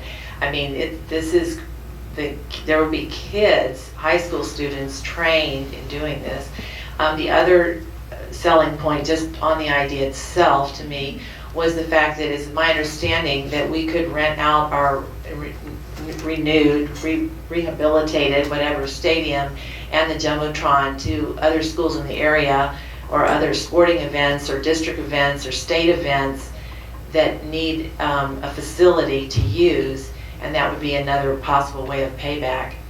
But the one question I have that one of the speakers brought up, and on my cell phone I looked up QZAB, and I wanted a little bit of clarification on this, because on one hand I was told that QZAB was to be primarily used for building for capital expenditures and for like buildings, infrastructure, the stadium, things like that. But then it says in here, and this is where this quote came from that someone that our board was addressed with, it says, what are the requirements for the academic program? Programs established with QZAB must have the goal of enhancing the academic curriculum, which you could say CTE would be that, increasing graduation, and I would say employment rates. As far as graduation, if you keep kids interested in school, I will say, I sat next to a mother at the ROTC program, and she said to me, ROTC is the only thing keeping my child in school. I sat next to another parent at another event who says the ag program is what's keeping their high school student in school. So, I'm glad to hear that. It says better preparing students for college. I guess if they could go into a communication major, an AV. But is there of these, there's 1, 2, 3 things kind of requirements in here. When it says the academic program, obviously an academic program is not part of a physical stadium. It's not part of bleachers particularly. And not that, we can fund that in many different ways. But what do you see as the academic program like justification of this? And how does what we're doing fit with the specific requirements in QZAB? Because maybe I'm not understanding QZAB. Go ahead. When a child reports to football practice, that's a classroom. That's an academic classroom. Really? It's considered academic? I don't know. They get credit for it, and that's you have to go, or if you don't go to PE or art class or whatever. Some of the people that take art or band, they consider that to be, a pretty important class. It's a requirement that you go to it. You can't just say, well, I'm going to go to math, English, and science. You got to go to them all. I would have just gone to football and basketball and the fun things. I would have been hanging out there in the cafeteria. I think we can figure that out. But even the cafeteria is promoting. You can use QZAP funds for renovations at the cafeteria because students are in there, and you tie it to academics. It's a requirement that we provide them food in order to meet the rules of getting a kid an education. My point is that they wrote and generated these rules on a very loose skeleton for a reason, because they wanted schools to be able to utilize them for things that they didn't have or things that they needed, and be able to tie them to things that might be innovative. That was the concept kind of in the day. So again, I appreciate everybody wanting to make sure, but I'm going to make sure that a lawyer looks at this, and we're going to have it all looked over and work through it. But again, we're asking that we start negotiations for this so that we could try to, get something going. So I also want to make sure that we're clear. This also meets some of the community engagements that are required by the federal government, because I plan on offering movie night. One school, it wasn't in this area, but I try to follow what's going on at other places, and that's kind of cool. They actually had Star Wars Force Awakens played, and the whole community came out. There were 6,000 people in the stands, standing room only everywhere, on a Friday night, or on a Saturday, I can't remember which one it was, but how cool is that? When we have something that the kids and the parents can go together and sit and enjoy, that's kind of cool. Or maybe we could do some football games or something on there, My point is that it doesn't just have to be around the, there are other things that go on out there, and I try to bring those ideas and capture them back and give them to you as options. We could do one of them, all of them, none of them. But I just wanted to bring some of those options, and some of the options we haven't even thought of. So, maybe the kids will decide that they want to put pressure on me to create a drone class or a wire class where they can put a wire across there, put it on the Jumbotron and run that thing across and design it to do it just like they do it at at the UT games, A&M games, NFL games, soccer games, and then they can get a job doing that. I don't know, the possibilities are out there, we gotta get it started though somewhere. Thank you, Mr. Rowe. Any other comments, questions? All right, hearing none, we do, thank you, Mr. Elbert, thank you, Mr. Alexander. Hearing none, we do have a motion and a second. Once again, no other comments or questions? All those in favor say aye. Aye. All opposed? Aye. One opposition, motion passes. Thank you all. Next agenda Mr. item Flores, is... you did not have a motion or a second. You went. Yes, I did. Oh, you did? Yeah, it was Mr. Thomas and it was Mr. Guerra. Okay. Thank you. Yes, ma'am, I'm sorry, I should speak clearly, sorry about that. It's okay. Thank you. Yes, ma'am. Right, next agenda item is adoption of 2016-2017 budgets for the general fund, food service fund, and debt service fund. I have a motion made by Mr. Holt, second by Mr. Reyes. Is there any discussion? Again, any discussion? Hearing none, all those in favor say aye. Aye. All opposed, same sign. No opposition, motion passes. Next agenda item is the adoption of the Order City, the M&O tax rate for 2016. Do I have a motion for approval? Motion is made by Ms. Sewell. Is there a second? Second. Second by Mr. Reyes. This is the adoption order setting maintenance and operation tax rate 2016, which we had the public hearing right before this meeting. Is there any other further discussion? Hearing none, the motion was, I'm sorry, point, yes, sir. What's the rate? I have to read it. 106. Hold on, I have to read it, yeah, by law, I have to read this. Thank you, sir. The adoption of the motion has been made and a second. Adoption of the order stating the maintenance and operation tax rate of $1.06 for each $100 property valuation for 2016, and adopt the attached order to set the tax levy and the attached resolution providing for ad valorem tax exemptions for 2016. Which is an increase of 2 cents over the 2015 rate. You need to say that. I need to say it was The motion needs to say that. All right, let's, that was, okay, that wasn't on here. All right, and a motion, do I have a motion? Who made the motion? Mr. Holt did, correct? Ms. Sewell, Ms. Sewell. would you read the motion then?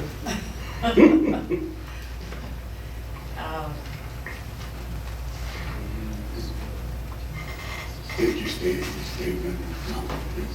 Council, would you please provide the proper? The motion would be to adopt a M&O tax rate of $1.06, which is a 2 cent increase over the prior year's 2015 tax rate. Ms. Sewell, would you, since you made the motion, would you? I'm looking for the wording in here. It's not there, that's why.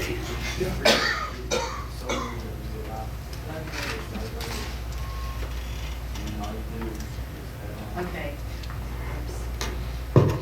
I so move that we adopt a tax rate of $1.06 for each $100 property valuation for 2016, and which is a difference of 2 cents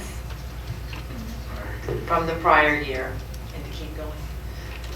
And adopt the attached order to set the tax levy and an attached resolution providing for ad valorem tax exemptions for 2016. Motion is made. Is there a second? Second by Mr. Holt. Thank you, Council, for clarification on that. A motion is made and a second. Is there any discussion? Hearing no discussion, all those in favor say aye. Aye. All opposed, same sign. No opposition. Motion passes.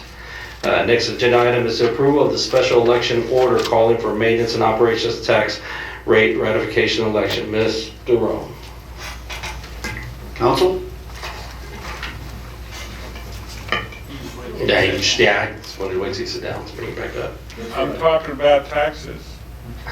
right here in River City that starts with T, with the TRE, you'll think they're cool. I couldn't resist doing that. Let me explain the situation with respect to the TRE, the proposed TRE. It is triggered under the provisions of 26.08 of the Texas Tax Code as a function of raising your tax rate above the previously authorized maximum of $1.04. Could I get you to run back to the tax rate slide on the public information from the public hearing? With respect to the situation in which we find ourselves, I need to put some numbers on the table with respect to your deliberations and how we got here and why we're doing what we're doing. If you look at the budget presentation, which will come up in a minute, the proposal was to increase, the original proposal was to increase your tax rate. If we do nothing, if we don't do a tax TRE, your tax rate would be $1.04, which is up here on the board, and 39 cents instead of the previously levied 37 cents. Why are you here? And the reason why you're here is this. Last year, in 2015, the Board of Trustees sold bonds, authorized the sale of bonds. Given when those bonds were sold, you made one payment during the last fiscal year rather than the standard 2 payments that are required during the course of the year. Because you only made one payment, you didn't have to levy as high an amount of money. This year, and for the rest of the life of the bonds, you're going to have to be, which is 29 more years, you're going to have to make 2 payments. Given where your tax rate increase, your tax base, the organic or the natural rate would be 39 cents in order to pay those taxes. So where does that put you with respect to where you expected to be when you actually sold the bonds? Where that puts you is 4 cents less than when you set the proposal out there to adopt the bonds, because you did 2 things. One, you sold the bonds earlier. When you sold the bonds last year, you sold them at a good time. You got a very good rate, so that saves some payments. 2, you've had growth in your tax base. And as the tax base grows, it takes fewer cents in order to redeem or make payments on the bonds. Let me give you some numbers to write down. Jot these down because you may have some questions about them as we go back.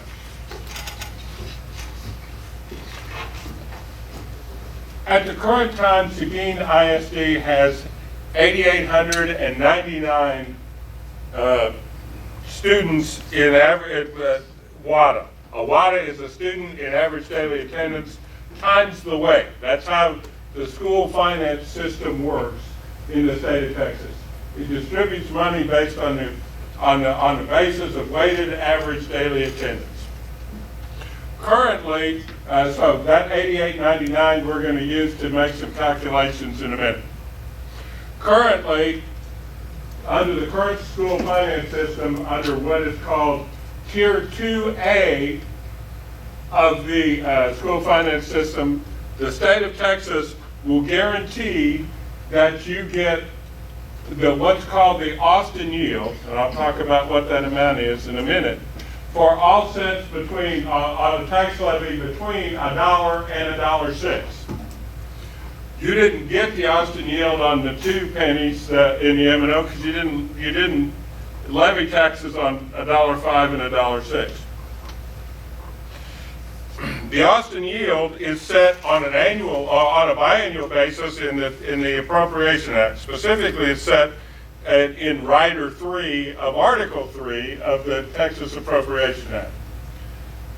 For next year, the Austin yield will be $76.75 per penny of tax effort per student weighted student in average daily attendance. Keep that number in mind for a second, because we're gonna have some fun with math in a few seconds. to give you some idea of the growth of the legislature in its infinite wisdom when it designed the school finance system, because of where Austin happened to sit on the well scale at the time this was adopted, when they changed the statute in 2006, they created this Tier 2A and reset it on an annual basis in order to keep districts up for those 6 cents with Austin. Now, those, if you're really wealthy, you get more than that because there's no recapture in those 6 cents. There's no recapture at all for those 6 cents. The whole rest of the system has all the dollar, 0 to $1 has recapture, $1.07 to $1.17 has recapture, no recapture on $1.06. Don't ask me why, that's what they passed, okay? But that's been a feature for a decade of the school of the school finance system, of the foundation school program. In 2013, and I'm going to use tax years rather than budget years because they're different. The Appropriation Act uses a different schedule. They use the last year of the biennium, not the first. Tax years use the first beginning of the year. Tax year 2013, the Austin yield was $59.97. In 2014, it was $61.86, an increase of $1.89. In 2015, it had gone up to $72.94, an increase of $11.08 from the prior year. In 2016, it's going to $76.75, an increase of $3.81 from the prior year. By adopting a higher tax rate, the 2 cents, the district is going to pick up in its maintenance and operation account from a combination of local sources plus the state guarantee, 8,899 kids times $76.75 times 2 cents. Okay? That comes up to $1,365,000. $365,996, 1.365 million. Okay? So, now, the INS account works differently. Because of the wealth level of Seguin ISD, Seguin ISD gets no money from the state whatsoever for debt service. That's because your wealth per student is higher than the state guarantee. So you get no money at all from the state for debt service. So if you want to see what a district gets for 2 cents or for a penny, you simply take your value and you multiply it times what the rate the 1 cent raises. You have a taxable value in this district of $3 billion. $3 billion, 1 penny in tax effort in the debt service tier raises 1/10,000th of that amount, which is $300,000. Okay? So a penny in the debt service tier raises $300,000. A penny in the M&O for 5 and 6 raises $683,000. All right?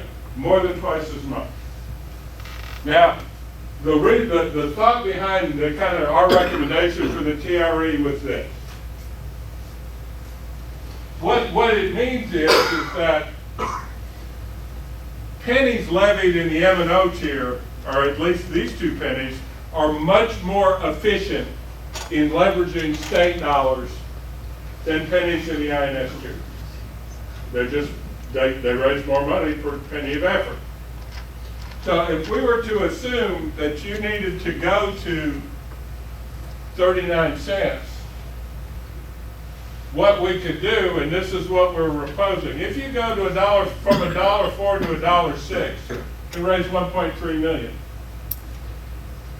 Because you're raising 1.3 million in there, we can take 3 cents off where you would have been in the event that on your debt service tier. What the plan is that instead of, if the TRE passes, we're going to reduce this debt tax rate to 36 cents. Because we can do that because it's not funny money, we're getting more money from the state.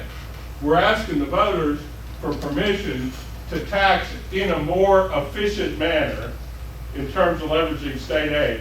And we're going to give some of that benefit, 1 cent, back to the taxpayers for allowing us to do that. So instead of a 2 cent raise, which is what we have to do if it doesn't pass, if it does pass, we're going to have a 1 cent raise, total tax rate raise. So the taxpayers, if it passes, will be 1 penny better off, and the district will raise more money.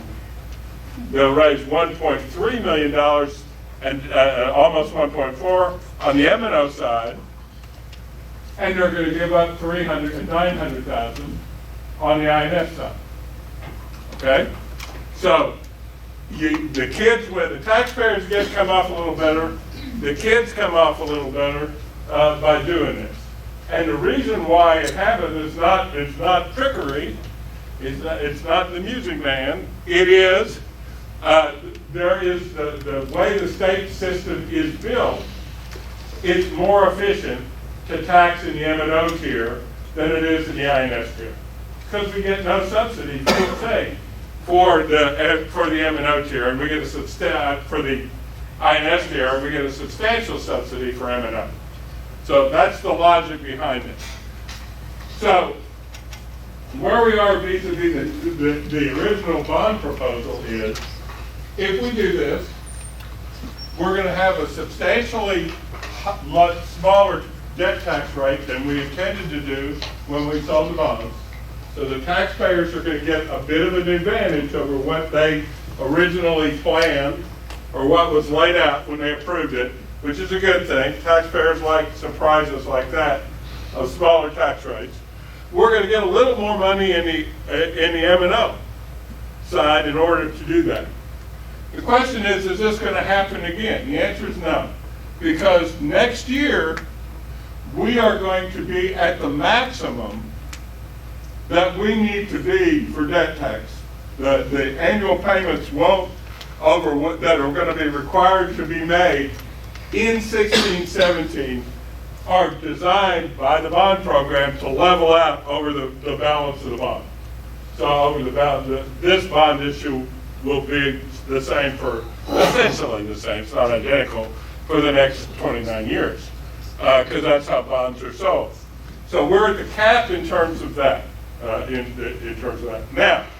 the benefit of that is that if you look at the $3 billion, we are going to not be raising, by the way, quite enough money in the debt service tier in order to cover the expenses.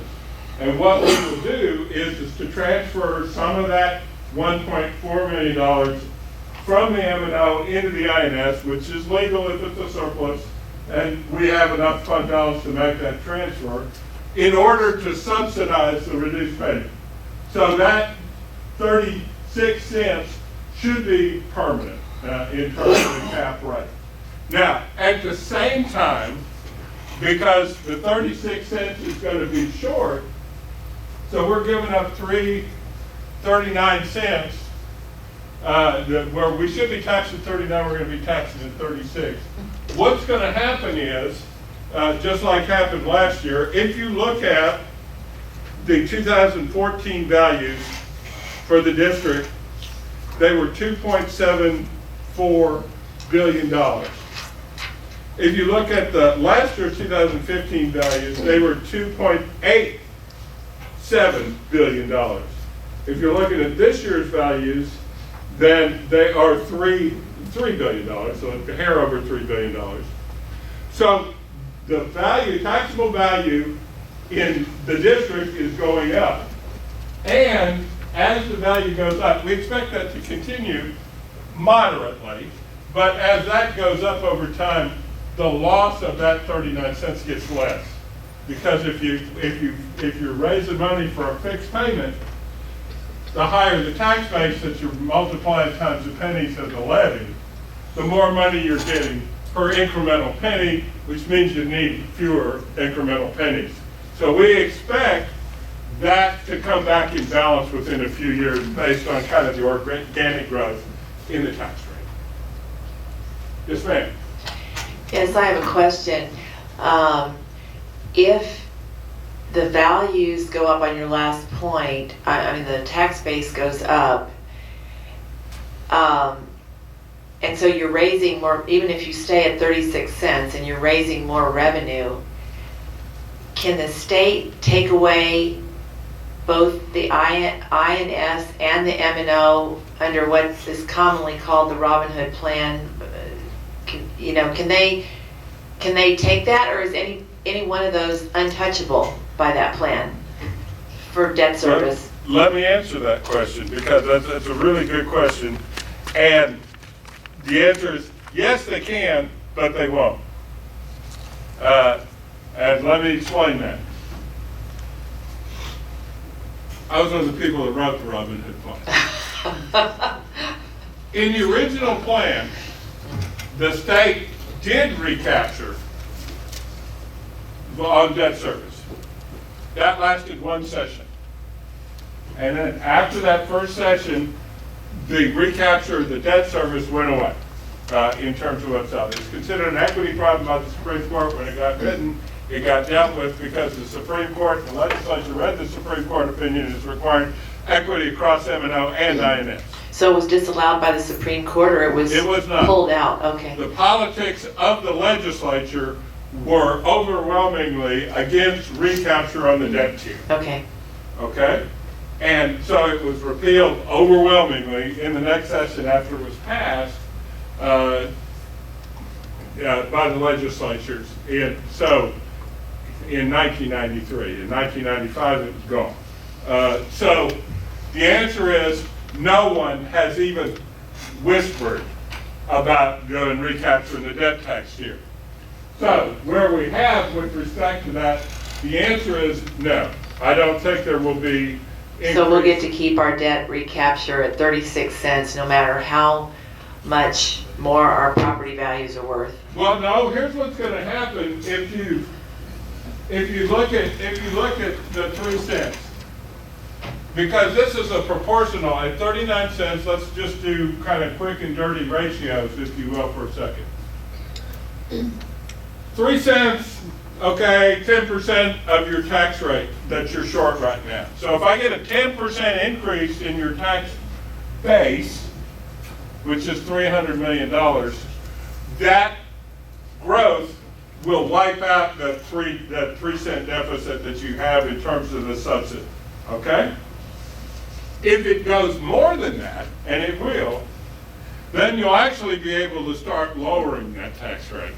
Because you're only supposed to collect enough taxes to pay the debt service. I see. Debt service isn't going up. Oh, that would be a real benefit. So we're going to redeem the first bit of growth, we're going to redeem the subsidy, which, by the way, will increase every year that goes up, will increase the amount of money retained in the M&O account. Because by reducing its addition by subtraction, you're reducing the transfer payment, you're reducing the subsidy, so you end up with a little bit more money each year maintaining the M&O account till you get to zero. And then once you get to there, then you start reducing the debt taxes. Or pass a new bond issue, but that requires voter approval. You can't do that without voter approval, so that'll be the next decision point. But given your growth rate, $300 million, ain't that far away in terms of it's 3 years, unless we have a major downturn in the economy. Thank you. I have a question. The approval of the homestead exemption going from 10,000 to 25,000 last year, how does that account in the overall values? Are you already including that? The homestead exemption added, beginning this year, there's some state aid for that subsidy the first year, there is this year. The state aid on the 39 cents, the increase of the homestead exemption marginally raised your tax rate the need for that tax rate this year because you're poor. When the state, when you passed on the homestead subsidy, which the state required you to do, it made your tax base smaller because each of the homeowners, or a bunch of the homeowners, got increased exemptions. So your tax base declined. So part of that 2-cent need for the increase is the result of the homestead exemption. Good for the taxpayers, but you end up having to get a little bit of it back in the form of an increased rate. We prevented that, or we mitigated that by doing the TRE. We took off one of the 2 cents we would otherwise need by doing the TRE. And that's because the taxes are more, the M&O taxes are more efficient in terms of leveraging dollars out of the state. That's the concept behind the proposal. One other question. Well, it certainly makes sense to swap pennies here. When's the last time that our district has done a tax ratification election? Never. Okay. Well, I haven't gone back in the look. Right? If I go back in way back in the Wayback Machine, after the Gilmer-Aiken reforms in 1950, the districts were authorized to levy a tax rate of up to then $1.50. Okay, this district did. Okay, what year that was? Probably in the early mid-50s. Authorized a tax rate to you to levy a tax of up to $1.50, which was the highest in the state. Not higher than anybody else. It was that, and almost everybody adopted a $1.50 cap. In 2005, the legislature met and did this tax rate compression. And they kind of took your authorization of $1.50 and scrunched it down by a compression percentage to $1.50, from $1 by a third, effectively taking your cap rate down from $1.50 to $1. Then they came back and said, you can add up to 4 cents on top of that without an election. Y'all did that immediately, just like everybody else in the state did immediately when you went to $1.04. You have been at $1.04 since that period of time, for the last 10 years on your M&O side. The only way you can increase it is a TRE. Now, just in terms of information, I'm not trying to pitch this. There are 10 more cents beyond there are 11 more cents that you can do a TRE on beyond the 2 cents we're asking for. The highest cap rate that you can levy in the state is $1.17 on M&O. But those cents, one, are subject to recapture, and two, they yield less than you're getting in debt service. If I'm going to do the math, because debt service is dollars per ADA, M&O is dollars per WADA, different numbers. The district's average daily attendance is, refined average daily attendance is 6,700. The district's WADA is 8,900. It's just a function of what the student weights are in terms of the finance system. If I convert one to the other, in Tier 2B of the school finance system, because after $1 you're in Tier 2, you are generating $31.95 per student, weighted student average daily attendance. That's $31.95. In your debt service, given your wealth of the district, at $3 billion, where we think you're going to be, I didn't round it out to the 74 million, I just used $3 billion, so it's a little higher than that. You are going to generate $33.71 per student in weighted average daily attendance. So you get a better deal than Tier 2B in the debt service tier. So if using the subsidy above $1.06, at this time, until they adjust the school finance reform, is less efficient. So what we're looking for is the sweet spot in order to minimize the taxes that we impose on the taxpayers, to maximize the effectiveness of the matching of the two tax rates that we do levy. Taxpayers don't, I don't want to be presumptuous, but I'm a taxpayer. I don't ever look at the difference between, I look at the total tax rate that's levied on me, not the difference between the M&O versus the INS. Taxpayers are looking at the total tax rate because that's what they pay. So if we can be more efficient in our choice of those two rates and use that to lower the rates, it's being a responsible steward on behalf of the taxpayers. And again, that's the basis of the proposal. Yes, sir, Mr. Hall. And Mr. O'Hanlon, if you would, it's my understanding that originally when we originally went out for the school bond, we were going to be increasing the tax rate to 1.47. Am I correct? Yeah, I believe 4746 or something. 4647.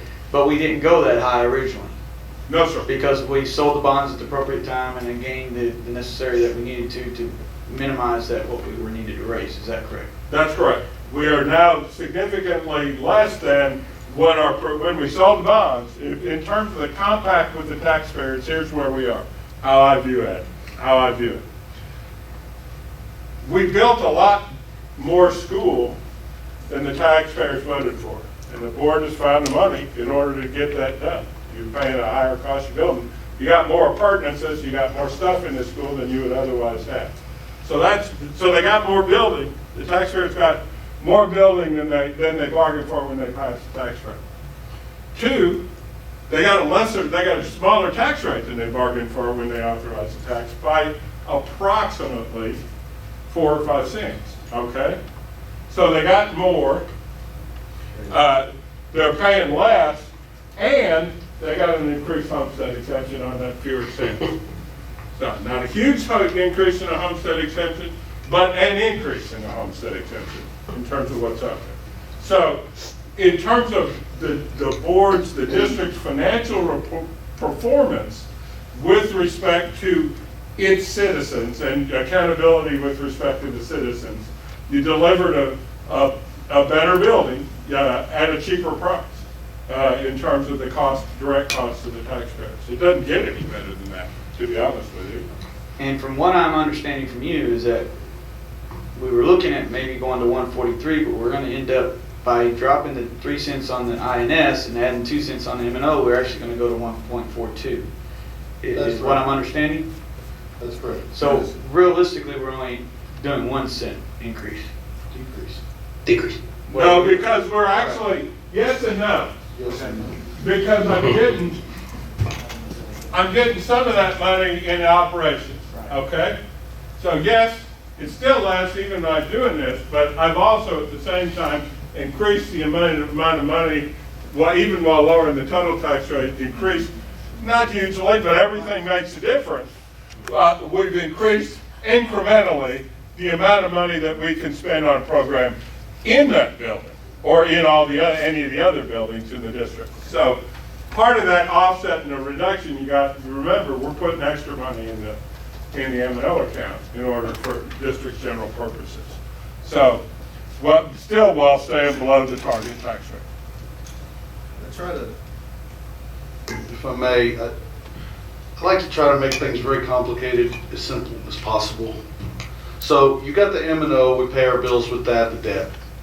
Then you got the school, that's what with school, kids, all that, that's the M&O side. And then you got the debt service side, that's where we pay our bonds and our bills and stuff. And that's on a set rate. So what we're saying is, we got 39 cents right now on this side, and we got $1.04 on this side. What we're saying is, a penny of tax over here is worth about, round numbers, they could be off a little bit, $400,000 per penny. On this side, you got the M&O side. If you have a penny, it's worth about $600,000, maybe 7. Round numbers, not exact numbers for the record. There's an exact guy here and there. My point is that we take 2 pennies from this side because they're worth more, because we can. They're the golden pennies. You got 5 golden pennies in school finance. You move them over to this side, and we bring more revenue in without increasing taxes. Because we drop this side. So we just move the pennies over. And because they're golden, they're worth more money because they're not in recapture. So then we drop the M&Os, the INS side, and we raise the M&O side, and without any increase, nothing, we bring in more money for our kids. Now, that being said, what we're saying is we're going to go up 2 pennies on one side and drop 3 pennies on another. So what we're saying is that you're going to get a benefit of a 1 cent tax decrease. Now, when I got here, I was told, that's why we started selling bonds, that we were going to have to go up to 108 on the M&O side. I didn't want to do that. We wanted to try to find a way to get around that. So we're looking at right now 106. That's 2 cents less. We're making more money than what we had told the taxpayer, and we're getting more bang for our buck. So that's all of that in round numbers. And the reason we're able to do it with 2 pennies is because they're golden pennies, and if we go to 3 pennies, they're not worth much on the M&O side. So why move them over, because we're getting nothing for our tax burden? That's my take on it, for what it's worth. Thank you. Thanks, sir. All right. And I have a question for Superintendent Roan. We've talked about money for the kids, we've talked about money for the Jumbotron, we've talked about money for the stadium, and I know we always hear more about money for our teachers, and what about the M&O side, and what can we do with the excess we're getting? Okay, so on my blog, one of the things that kind of stirred everybody up, I started a blog yesterday. I'm not very good at it, but I'm going to work on it. This is the thing. The reason we're looking at this TRE, and we haven't done one before here, doesn't mean it's bad, just means we haven't done it before. And so one of the things I wanted to do, by having a TRE and bringing that revenue in, that's going to increase revenue without raising taxes. That has nothing to do with enrollment, it has nothing to do with it. This is what we're going to get if we change the way we get our money in. What I'm going to be proposing is, if the TRE successfully passes, I want to give the professional people, teachers, a 4% pay increase, and the hourly folks working out in the field, bus drivers, janitors, maintenance people, paras, all of those folks that are hourly, I want to give them $1 an hour raise. That makes us more competitive. By using the early sale of the bonds, we're able to maximize our tax money. By rolling the pennies from debt service to M&O, we get more bang for our buck, and without really changing anything, we're able to give people a raise. Now, that's the idea. And I know it's a little different. Hadn't been done here before, but that's what I'd like to do. And I'm not asking for the taxpayers to give me any more. I'm not asking for this board. I'm just saying, if we do some good management of our money, sell our bonds at a prime time, take advantage of that, lock those historically low rates in. We did it. We sold historically. We got more return on our money for historical sales of bonds than in our history here in the last 9 months. We locked those down. And there was some opposition, I know. And there were some people that were skeptical, but it worked out. And so, again, let's be like Nike. Let's just do this, because I mean, it's clear. You know, I mean, it's clear. If we don't raise the taxes we don't cost the taxpayer any more money. You're recategorizing it. You're basically recategorizing it. We're just moving it over, and then we're going to give it back to the people, to the staff. But we're gonna. That's the idea. Thank you, sir. To be absolutely clear, let me reiterate the proposal, which is, tonight, the staff's recommendation and the motion was to go from $1.04 to $1.06. The motion did not contain a setting of the INS tax rate. All right? There's a reason for that. The $1.06 gives us the $900,000 subsidy that we can then use to lower this rate. If we don't get that, then we're going to have to go back to $1.39. And that has to be done in 2 separate meetings, I assume? No, here's what we're going to, this is Not one. This is what we have done literally On the night, if it passes, the night of the canvass, the election proposal is for September the 10th. You canvass it 8 days later. I mean, a September 10th election on this? Yes. Separate from, just by itself? Yes. Right. It's the area election, it's the only item on the bid. It's On the ballot. On the ballot. On the canvass night, we will do a number of things at the same time. We will canvass the election. As soon as the election passes, we will pass a new name. We will readopt, we'll post a new notice of tax rate. We'll wait 10 days, so the canvass will be 10 days in, not 8. And we will readopt the M&O rate at whatever the district, whatever the voters say. And then we will adopt either a 39-cent rate. You mean Or depending on 36 cents. what passes or doesn't pass? Yes. Okay. And that can be adopted, that doesn't need a separate ballot or election, that could just be adopted? Yes. Okay. We'll have another public hearing. It's going to be, since the voters have just told you what the M&O rate is, either by passing it or defeating it, okay? Because what happens is, by operation of law, if it passes, it's the rate you set tonight. If it's defeated, it rolls back to the prior year's rate, which is $1.04. So there's not a lot of drama in setting the M&O tax rate. We reset it just as a matter of, so it's all in one place. But then we're going to adopt the INS rate at that same meeting, and we will adopt it, we'll lower it if it passes. Okay, we'll lower it by 3 cents in the deck tier, not over what it was the prior year, just 1 cent over what it was in the prior year. We'll lower it 3 cents over what it's going to need to be if the election doesn't pass. So it's overall a 1 cent increase, but it's a 1 cent increase instead of a 2 cent increase, is what we're trying to head off. If you look up there, what we would have had to do is go from $1.30, from 37 cents to 39.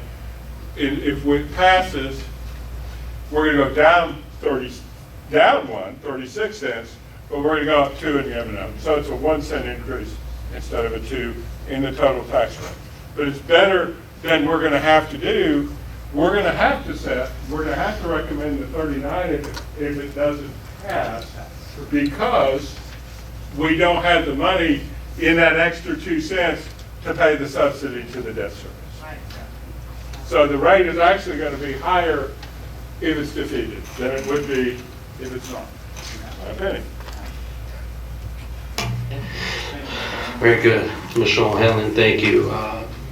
Mr. Reyes, Yes, I need to bring a point of order, please. I had seconded that motion when you first hit me. I'm striking mine, so you can go ahead on your second motion, okay? We'll go on record as striking. Striking the second motion. Thank you. First motion, excuse me. I'm sorry, sorry. You threw me off. Okay. So, we'll make a motion for, Oh, I thought we already made a motion. we're just gonna strike it. Okay, very good. So- Just repeat, yeah. So I move that we move for TRE to increase the M&O to $1.06 from $1.04, which would be an increase of 2 cents over the prior year. Just repeat it. Council? We are recommending that you set the election date as September the 10th. And set the election date as September the 10th for a single issue election. That was a motion. Do we have a second? Yes. Motion made by Mr. Holtz, second by Ms. Sewell. I just felt like going through, I feel like I'm a tax attorney now. Mr. O'Hanlon, thank you. There are no other questions, correct, from any board members? Hearing none, we have a motion and a second. All those for approval say aye. Aye. All opposed, same sign. No opposition, motion passes. Thank you, Mr. O'Hanlon. on that. So with that, Mr. Rowan, do we need to go into closed session? Okay, so the deal is that we have an option to go into closed session, and I just wanted to give it to y'all with regards to the suit against TEA. That would need to occur behind closed doors if we needed to do it. But I believe that TEA's pretty much told us everything that's going on, and I mean, if you have any questions independently, you can ask me or you can ask counsel, but do you see a need to go into closed session? Okay, unless y'all have a specific need, but if y'all have questions, you can pose them to me, and I can forward them to counsel and then see that we get a response. But it's just more efficient. It is what it is. I want them to make it right. Very good. Hearing the consensus, there is no need to go into closed session. With that, any last announcements before we close, adjourn this meeting? From any board members, Mr. Rowan, administration? I'm good. Hearing now, it is now 8:38. This meeting is adjourned. Thank you all.